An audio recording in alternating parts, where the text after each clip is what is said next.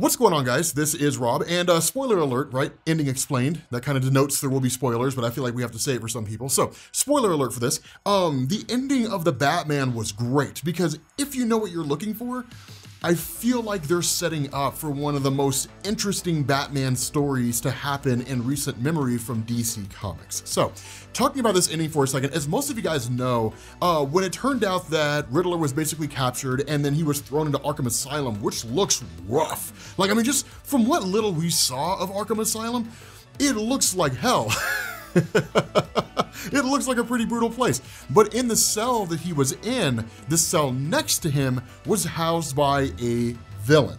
And in an interview that was recently done with Matt Reeves, although I don't think we really needed to be told, this villain was, of course, the Joker. Now, one of the things Matt Reeves said is that the Joker is not really expected to appear in the sequel. At least that seemed to be the impression he was giving off. And I think that's a smart move. But the storyline that I'm talking about with regards to what it is that essentially they're leading up to is a story called The War of Jokes and Riddles. And this story was every bit as awesome as you think it is based on the name, right? The War of Jokes and Riddles was absolutely incredible. I loved it. Kite Man? Hell yeah, I loved Kite Man. He kind of had a little bit of an appearance before that, but Kite Man was cool. He was like this small-time guy who basically became a criminal, but like he literally just kind of flew around on a kite and he would just yell like, Kite Man, hell yeah, and like rob people and stuff like that. He was like the DC Comics equivalent of like the Condiment King. Those of you guys who remember him from Batman the Animated Series, the Condiment King, absolutely loved that guy. So here's the idea behind this, right?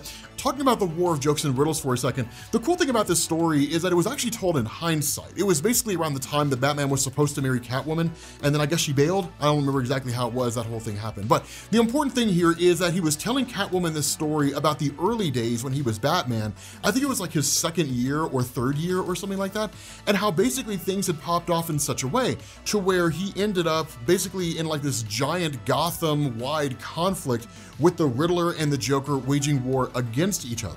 Now, it didn't initially start out that way. Instead, what had happened is the Riddler and the Joker actually intended to work together in order to take out the Batman. But because of the fact that they basically had disagreements over how it was going to be done, they ended up going to war against each other. In a lot of ways, it was just kind of like a mini version of Civil War from Marvel Comics, instead of it being like the whole superhero community, which is actually a story called Kingdom Come, which is amazing. Instead, it was basically just a more confined story among the various villains that existed in the Batman mythos.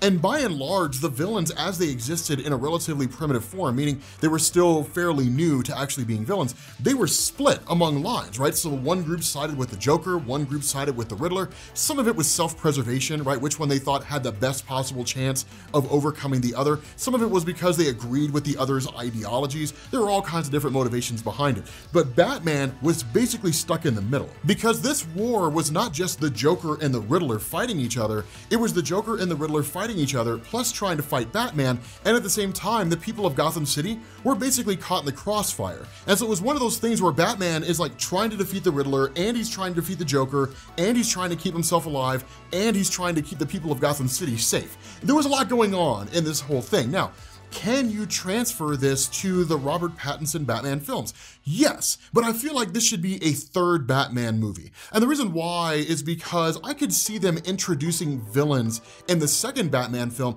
and not every villain has to be like a Hallmark villain, but it can be one of these things where they build off existing knowledge of them. For example, we don't need a movie where Batman fights the Joker. Will it make money? Sure, but we don't need the Joker explained to us. One, because the Joker's the most popular comic book villain of all time, like quite literally topping every single chart. And then two, the Joker's just popular among people who don't even read comics, right? I mean, Heath Ledger's Joker solidified that. If ever there was anybody who had never seen like Cesar Romero's Joker from back during the old Adam West Batman TV show, if they were ever unsure about like the mannerisms or the nature of the Joker, how crazy he is, Heath Ledger fixed all that. So people could literally go into it, whether it's from him or Joaquin Phoenix or whatever, the Joker can just appear, right? And then just side with the Riddler and like call it a day.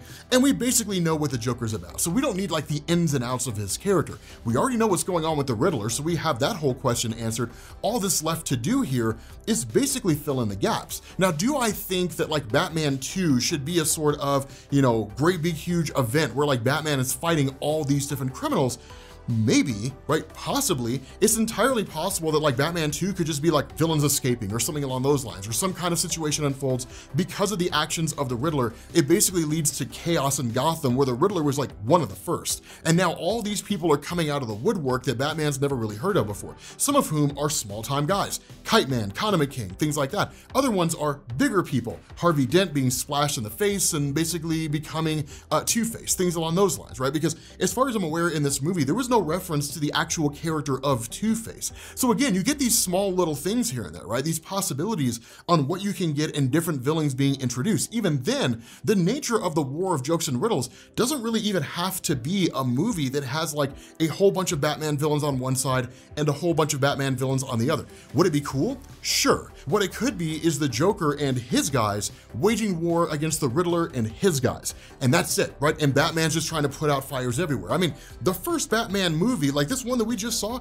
literally showed us what happened when one guy wreaks havoc on an entire town. Christopher Nolan's Batman trilogy with like Bane or Scarecrow or the Joker showed us what happened when one guy wreaks havoc on a town. So it's not that far outside the realm of possibility that having two guys wreaking havoc would cause all kinds of different panic and pandemonium. And it's just one of those things. I mean, the idea of the War of Jokes and Riddles in movie form just sounds great. And I can't really imagine very many scenarios as to why they would introduce or even tease the possibility of like a Joker and a Riddler team up if that wasn't going to be the case, because literally he's like, we can work together and destroy the Batman, and the Riddler's like, yeah, you know, and like that's basically it. It also seemed like the Joker was kind of messing with Riddler a little bit to kind of bring him in, or at least, you know, just be like, hey man, don't worry, you'll get your turn, you know, you'll be able to destroy the Batman sometime, he will fall eventually, you know, something along those lines. Again, if you wanted to do it that way, it could be that like the Riddler and the Joker, the way the Joker betrays the Riddler is like, yeah, sure, let's team up, but we know the Joker's crazy as hell. We know the Joker's schemes make sense to no one but himself, and it's not that far outside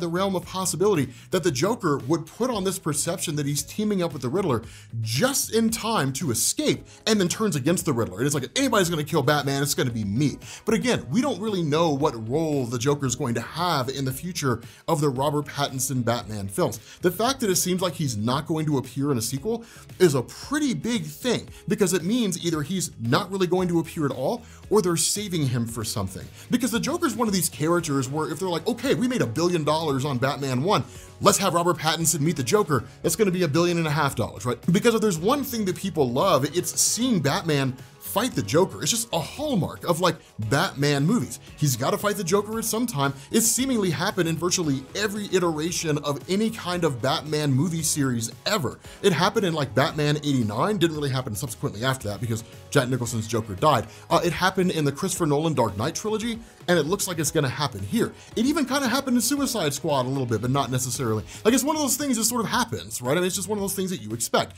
So having the two of them face off against each other would be cool. But regardless, let me know what you guys think, right? Would you guys want to see a movie where it's like Batman 3 and it's basically the War of Jokes and Riddles? It's the Riddler and the Joker either teaming up to destroy Batman initially and then going to war against each other, or for whatever reason, just going to war against each other right off the bat, and Batman and Gotham are caught in the middle. Let me know what you guys think. But with that being said, we're gonna bring this to an end. Thank you all for watching, and I will catch you all later. Peace.